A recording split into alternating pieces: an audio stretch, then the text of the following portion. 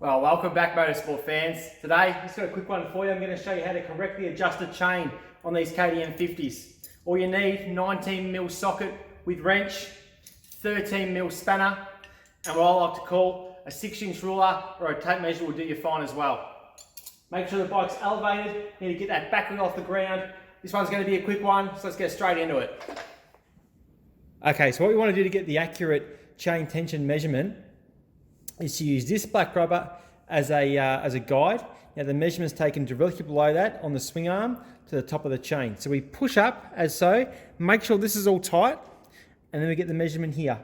Now the threshold, as per the manual, is 5 to 8 mil. I've got about 8 mil there, so I'm about spot on. If that's out of spec, most likely too loose, like hopefully it's not too tight, we go back here, which I'll show you now, and we'll adjust the rear wheel to make the chain tighter or looser.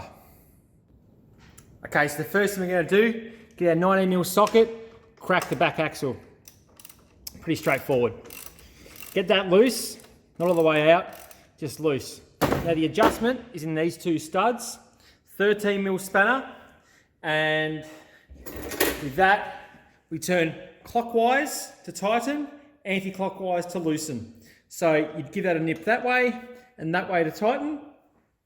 What your main issue is and what you need to be certain of is your measurement here is exactly the same on both sides. If it's not exactly the same, you're going to get a wheel that's skew-if, right? And that's going to put a lot of pressure on your bearings, a lot of pressure on the front sprocket, and I don't think your rider's going to be happy with that either. So you want to make sure that they're both exactly the same measurement, like that. Once you've got the correct measurement, you've double checked your tension here.